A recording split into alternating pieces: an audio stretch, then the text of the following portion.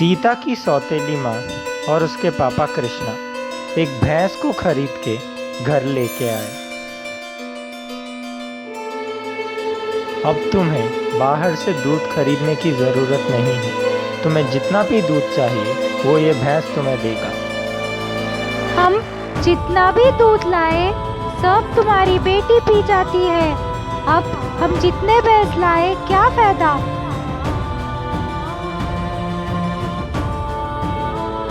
जब ये झगड़ा चल रहा था वहीं पे पेड़ के ऊपर बैठी हुई चुड़ैल ये सब देख रही थी।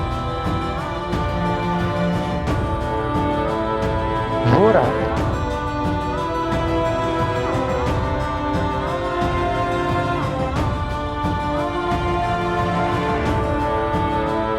सब सोने के बाद चुड़ैल धीरे से वो भैंस के पास आई।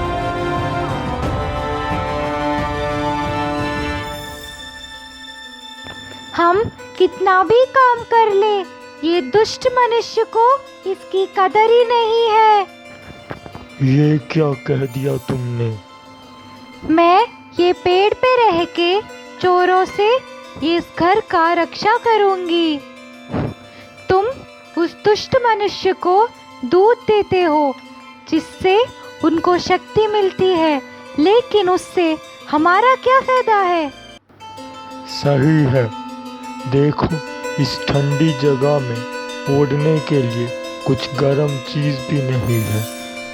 अगर तुम मेरी थोड़ी मदद करोगे तो हम दोनों खुश रह सकते हैं। ठीक है। चुड़ैल ने अपनी जादुई शक्ति से उस भैंस को इंसान में बदल दिया और वो खुद भैंस में बदल गई। अगर कोई तुमसे पूछे कि तुम कौन हो तो तुम बताना कि तुम मुझे पाल पोस के बड़ा करे। हम मौका देख के यहाँ से चले जाएंगे। अगले दिन सौतेली माँ दूध के लिए आई।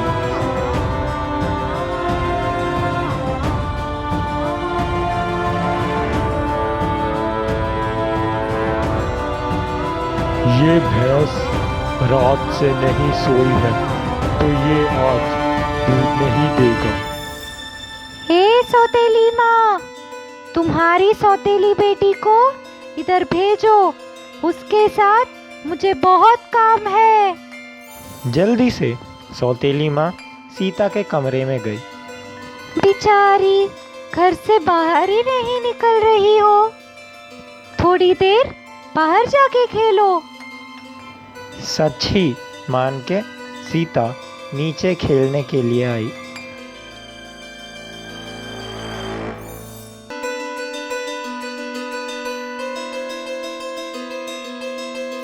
सीता आओ आओ, मैं तुम्हें ये भैंस में बिठा के थोड़ी देर घुमाऊंगा।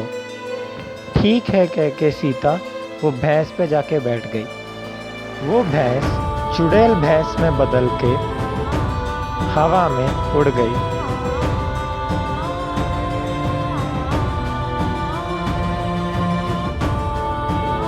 उसके पीछे जो इंसान के रूप में भैंस थी वो भी उड़ने लगी। दुष्ट चुड़ैल, तुम फिर से आ गई।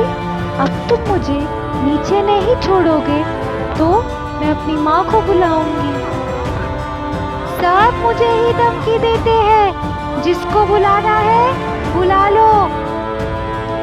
सीता ने अपने कपड़ों में जो जादुई छड़ी छुपा के रखी थी वो जैसे ही बाहर निकाल के हवा में हिलाई, इच्छाधारी नागिन प्रकट हुई। बाप रे, इतनी बड़ी नागिन!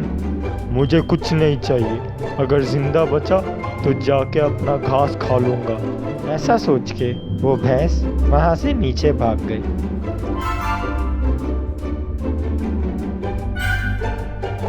इच्छाधारी नागिन जो भैंस के रूप में चुड़ैल थी उसको बहुत मारी। तभी चुड़ैल अपने असली रूप में वापस आ गई। इच्छाधारी नागिन और मारी। मैंने तुम्हारी बेटी को दे दिया ना, तुम फिर भी मुझे क्यों मार रही हो।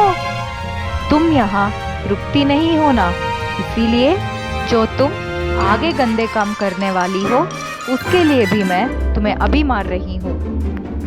ऐसा कहने के बाद इच्छाधारी नागिन सुपर इच्छाधारी नागिन में विकसित हो गई और चुड़ैल को बहुत मारी।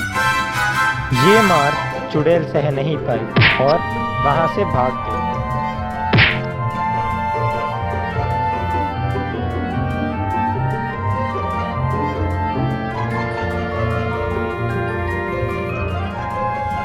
इच्छाधारी नागिन सीता के साथ हवा में उड़ते हुए वापस अपने घर गई। इच्छाधारी नागिन हर रात बुरी शक्तियों से लोगों को बचाने के लिए हर गांव में रक्षा करती थी। एक गांव में रामैया रहता था। वो हर रात सोने से पहले उसके घर के सामने एक कटोरी में दूध रख के सोता था और इच्छाधारी नागिन वहाँ से गुजरते वक्त वो दूध को पी के वहाँ से जाती थी। एक बार थोड़े गांव सूखे पड़ गए थे, खेती भी ठीक से नहीं हो रही थी, तो इच्छाधारी नागिन ने रामैया से ये कहा, रामैया, तुम इतने उदास क्यों हो? इच्छाधारी नागिन, आपको तो सब पता है, पूरी दुनिया सूखी पड़ गई है, बारिश भी नहीं हो रहे हैं, उसके लिए खेती भी ठीक से नहीं हो रही है और दुनिया में बीमारियां भी बहुत बढ़ गई हैं। लोगों के लिए ये बहुत बड़ी समस्या हो गई है। रामैया, तुम बहुत अच्छे आदमी हो। तुम्हारे पास जितना भी है उसमें से दूसरों को भी देते हो। मैं तुम्हें एक जादुई पात्र दूंगी जिससे तुम कुछ भी मांगोगे वो तुम्हें मिलेगा। अच्छे दिन आने के बाद वो सब तुम मुझे वापस लौटा सकते हो। ऐसा कहने के बाद इच्छाधारी नागिन ने एक सोने की पात्र को रामैया को दिया और वो वहाँ से चली गई। रामैया उसको देख के बहुत खुश हुआ। जादुई पात्र जी, मुझे मेथू वड़ा और लस्सी दीजिए। जैसे ही उसने ये मांगा, वहाँ पे एक प्लेट मेदू वड़ा और लस्सी प्रकट हुए। उसे देख के रामैया बहुत ज़्यादा खुश होके उसे खाने लगा। ये सब होते हुए वहाँ एक झाड़ के पीछे से 5 सिर वाली चुड़ैल देख रही थी।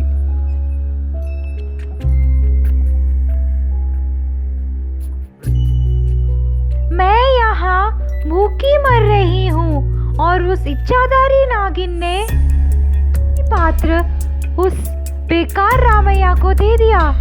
कितनी अकलमंद है। मैं भेष बदल के उस रामैया के पास जाके उसको उल्लू बनाऊंगी और अपना काम पूरा करूंगी। 5 सिर वाली चुड़ैल एक छोटे रूप में बदल के एक खंबे के अंदर घुस के रामैया की इंतजार कर रही थी।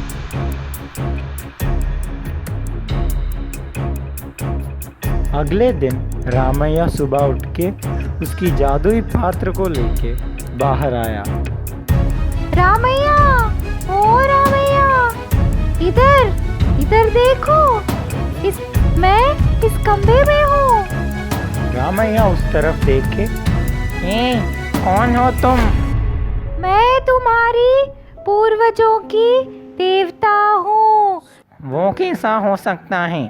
हमारी देवता तो इच्छाधारी नागिन है ना।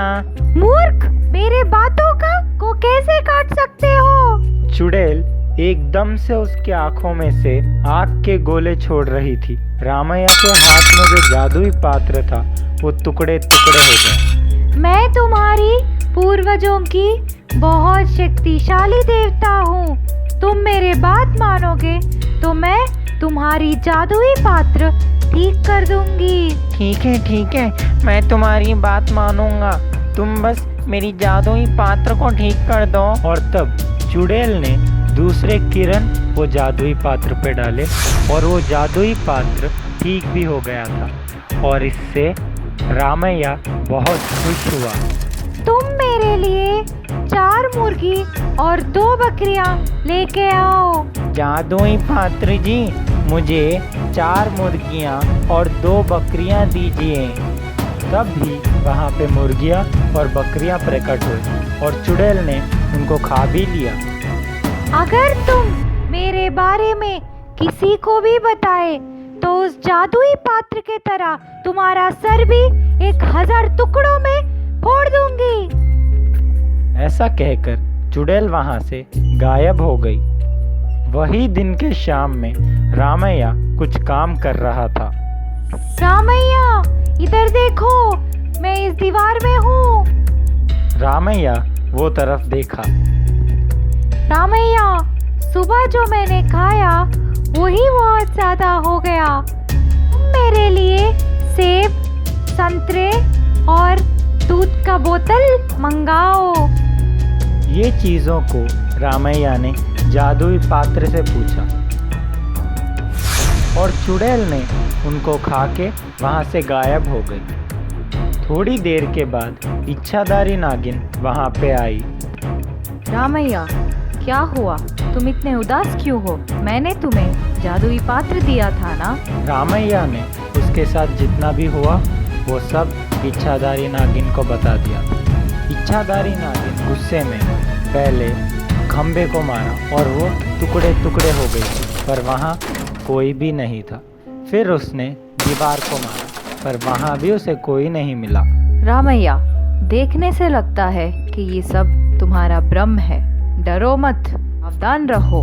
ऐसा कहकर वहाँ से चली गई। रामैया, ओ रामैया, इधर पेड़ के पास हूँ। रामैया ने वो तरफ देखा।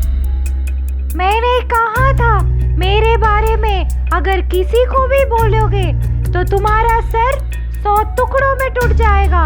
तुम्हें मुझसे डर नहीं है? जब तक मैं यहाँ हूँ, रामैया को डरने की कोई जरूरत नहीं। पेड़ के पास जो चुड़ैल थी उसका सर पकड़ के इच्छाधारी नागिन ने उसको बाहर निकाला। चुड़ैल एकदम से उसके असली रूप में आ गई। इच्छाधारी नागिन, ये मेरे और रामैया की बीच की लड़ाई है।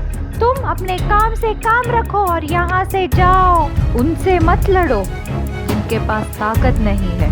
बराबरी की लड़ाई करो, मुझसे लड़ाई करो। मुझे अब तुम्हारे मार नहीं खाने हैं, बाद में आऊंगी। रामैया, किसी से डरने की कोई ज़रूरत नहीं है। तुम इस जादुई पात्र को गरीबों की मदद करने के लिए उपयोग करो। अच्छे दिन आने के बाद उस पात्र को मुझे वापस लौटा दो। कुछ आवश्यकता हुई तो मुझे बुलाओ। ऐसा कहकर बुरी शक्तियों से लोगों को बचाने के लिए वो दूसरे ग्राम को चले गए।